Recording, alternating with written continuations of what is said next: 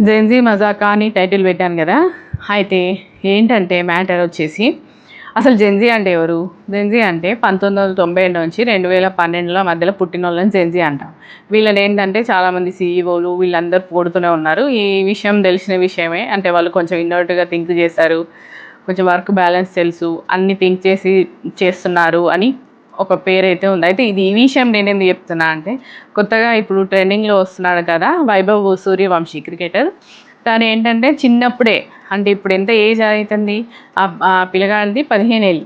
15 ఏళ్ళనే ఐపీఎల్‌లో రాజస్థాన్ రాయల్స్‌తో ఆడి సిక్స్‌ల మీద సిక్స్‌లు కొట్టి చాలా పేరు వచ్చిందనమాట ఆ అబ్బాయికి. ఈ అబ్బాయి ఎక్కడి నుంచి అంటే బీహార్‌లో పుట్టాడు. బీహార్‌లో తాజ్‌పూర్ గ్రామం నుంచి పుట్టాడనమాట. 2011లో పుట్టాడు. చిన్నప్పుడు ఏంటంటే 12 ఏళ్ల వయసులోనే అంత చిన్న ఏజ్‌లోనే రంజీ ట్రోఫీలో గెలుచుకొని మంచి పేరు తెచ్చుకున్నాడనమాట. ఇప్పుడు నెక్స్ట్ టాపిక్ ఏంటంటే ఆ పిల్లగాడి గురించి నెక్స్ట్ అందరూ దృష్టి ఏముందంటే నెక్స్ట్ మెయిన్ క్రికెట్‌లో కూడా తను ఆడతాడు. ఆడి మొత్తం దేశానికే మంచి పేరు తెస్తాడని ఆశిస్తున్నారు అందరూ. మొత్తం ఆయన మీదనే ఉన్నాయి కళ్ళన్నీ ఇప్పుడు. ఎప్పుడెప్పుడు అతని ఏజ్ వస్తుందా తొందరగా ఆడిపిద్దాము అన్నట్టుగా.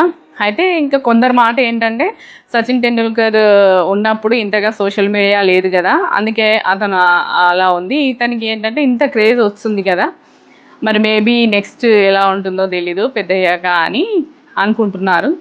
తెలియదు ఇంకా నాకు. మీరేమనుకుంటున్నారో చెప్పండి. నెక్స్ట్ అది సంగతి. ఉంటాను మరి.